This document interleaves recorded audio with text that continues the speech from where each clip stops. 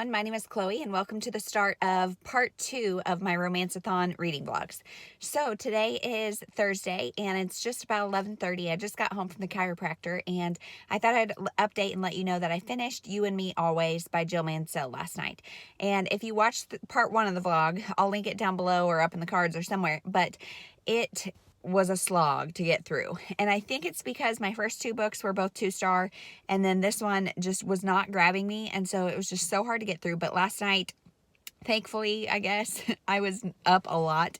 Annie really only woke up twice, but it's like once I'm awake, and feeding her takes like 45 minutes, and so then I'm just like awake. So I finished it by this morning, and I am probably going to give it 3 stars. I haven't written my review on Goodreads yet, but I just didn't like it. It was about a girl who it has this best friend from childhood. It's a guy. His name is Dan, and her name is Lily, and his older sister Patsy used to babysit her. And so they still have her friendship. Dan is super attractive, la-di-da-di-da. Patsy has a bunch of dating woes. She has been married before, but it didn't work out. And so then now she is dating all these random people, and all these dates are just terrible. And so we hear her story, and then we also hear Coral's story. Coral is the person who raised Lily after her mother died. And I thought that her mom dying would be more of a part of the story, because it's on the back that her mom has written her letters. And she opens the last one on her 25th birthday. And that was just, it was a part of the story for sure. But I guess I expected more letters. We really just see the one letter. And so we get Coral's story too. She is a widow, and so she is starting to have feelings for somebody for the first time. And is that okay? Is that not okay? Her husband's been gone 2 years, I think. And so it's really the story of the 3 women. Now, my problem is, and so Lily is got this friend that she's had since childhood, whatever. They are a lot of banter and stuff between them. But then also there is this movie star / screenwriter that is staying with Patsy for a while, because he's just trying to get away from the limelight and kind of tuck back in. And somehow they're connected, so he comes and stays with Patsy. Well, so she interacts with him. They have a connection as well, so it's a little bit of a love triangle.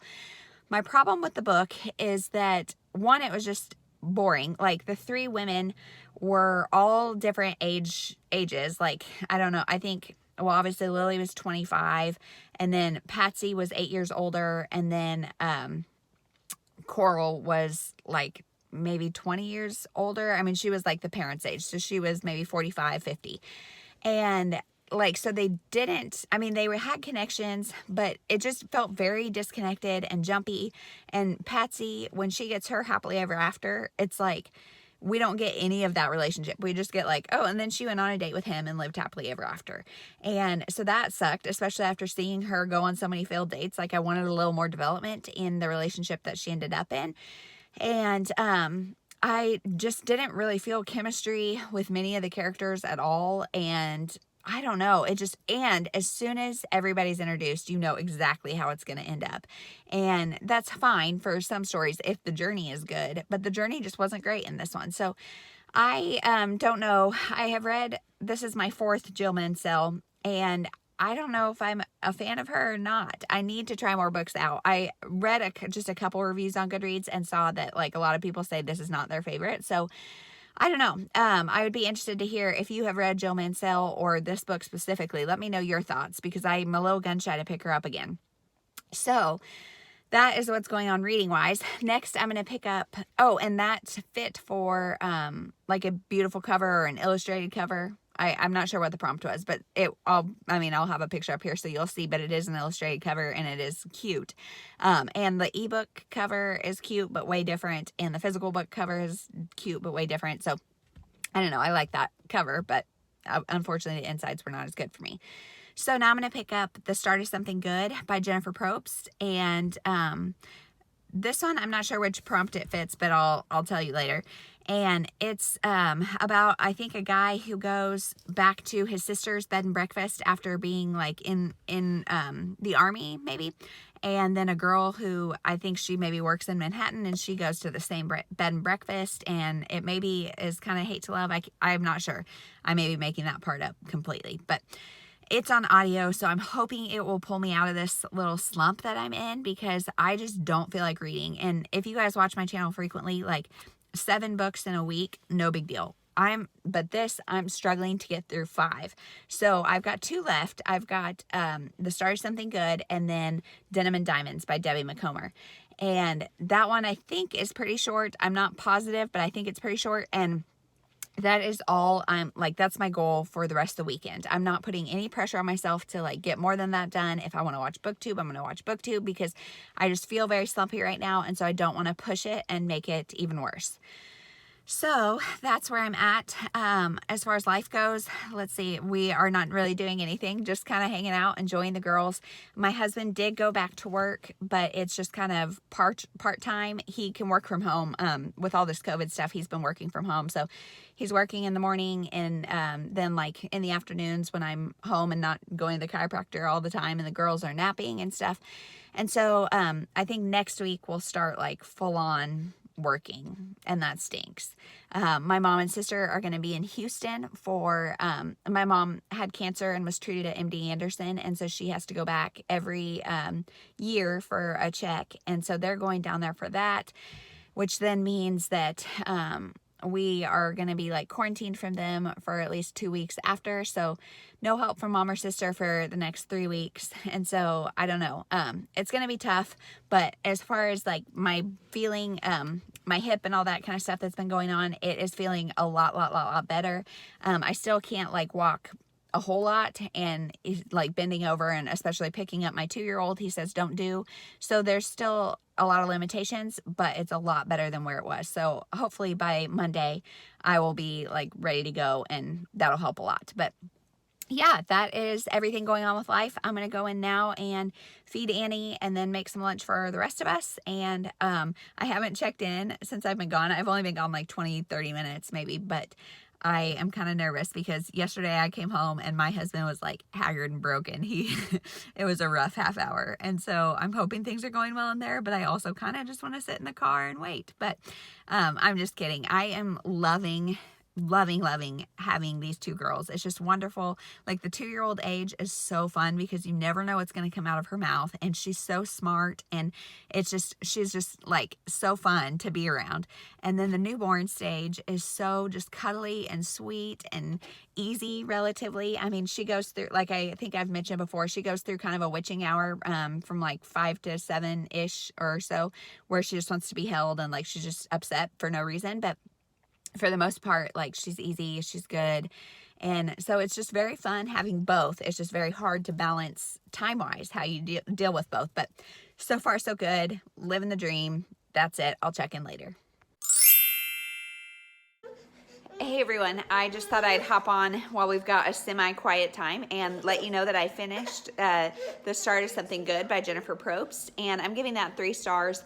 It's about, like I said, a guy who he was in the military and he was also a bodyguard, and he is injured, so he goes to his sister's bed and breakfast, and it's like a ranch, and it's got horses he takes care of and whatever. And then this girl, she is a PR rep in Manhattan, New York. So this girl, she's got this PR client that's this big politician running for mayor. He's got a daughter who got in trouble. They've got to keep it hush hush, and so he wants her to go to this bed and breakfast and work with the horses to do her community service there. Furthermore, he wants Mia to go and be like her chaperone.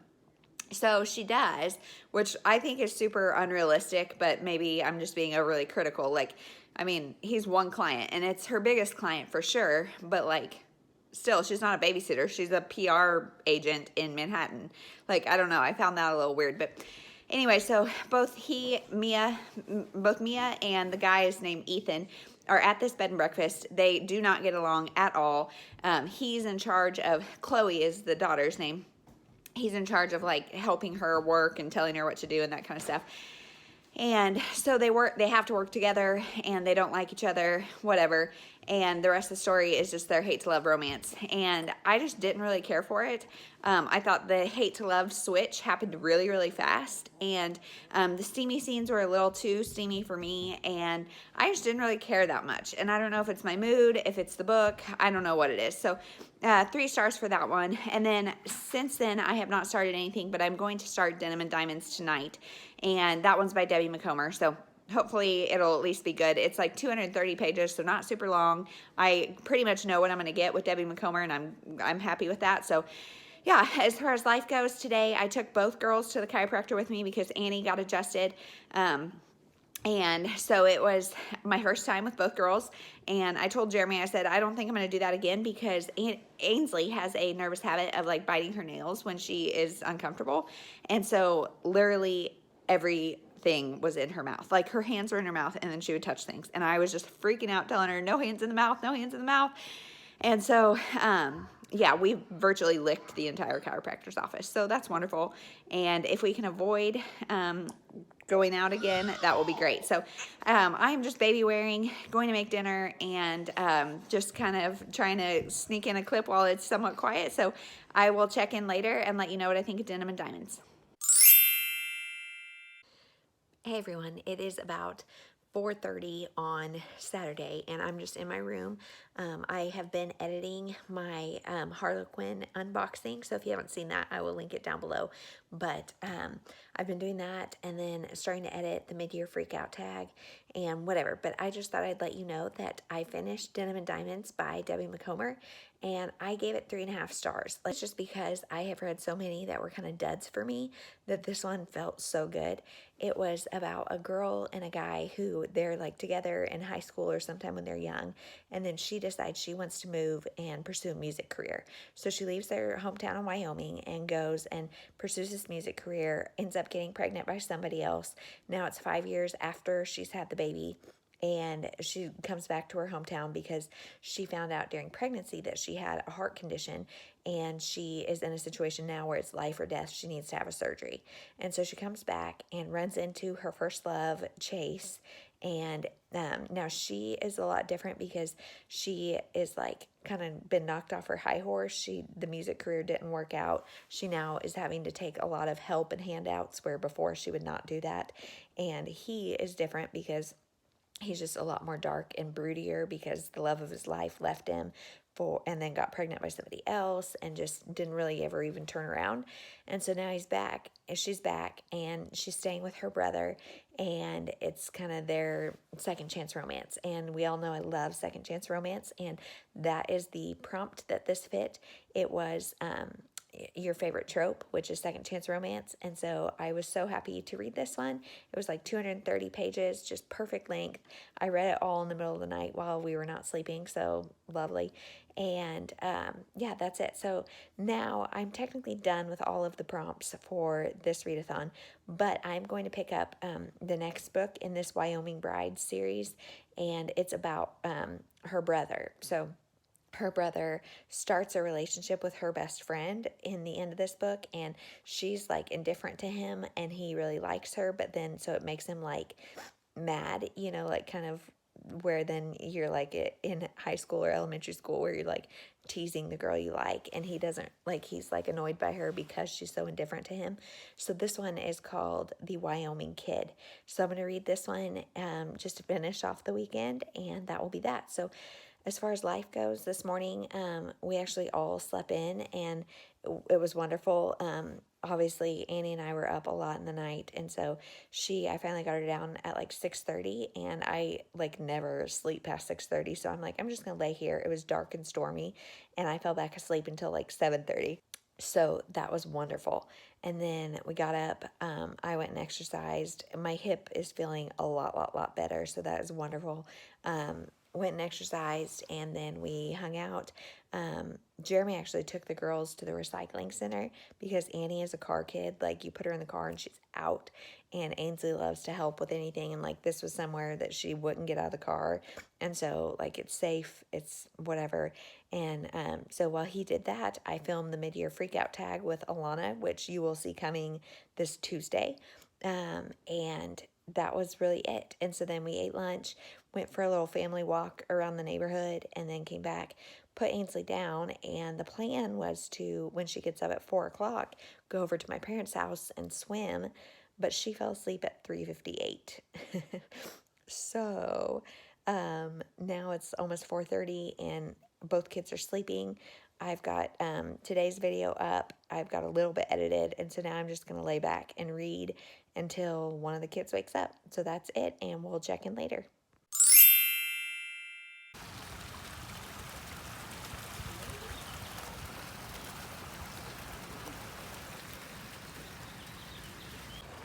Hey everyone, we are out at my parents' pool and Ainsley is swimming and Annie is sleeping, so I just thought I'd get on and let you know that I finished the Wyoming Kid, and I'm giving it 3 stars. It was cute. It was the second in the Wyoming Bride series by Debbie McComber, and this one is about the brother of the first one, Lonnie, and then Joy, who is the school teacher in the town, and she is Letty's best friend. And they, I guess, had a relationship when Joy first moved into town, and then they broke up, and now they really don't like each other. And I feel like it went from hate to love really quickly for him. Like, there is a little car accident that is Joy's fault, and so he is like terrible to her about it, and then just all of a sudden he switches and he's in love, and she's still like not into him. She's really attracted to him but not into him. And then there's like a love triangle because her ex-boyfriend from Seattle, where she moved from, she comes back, and so we don't know if she's gonna stay or if she's gonna go. And that was it. So 3 stars. It was cute, nothing exceptional, but a fun read. So that really wraps up the end of my Romanceathon. I mean, that was just a bonus book that didn't count for anything. So I had a great time doing this, and I really enjoyed reading some romance for a week, and now I think I'm going to move on to some thrillers. So that is everything. If you've read any of the books I read, please let me know, and we'll talk to you later. Bye.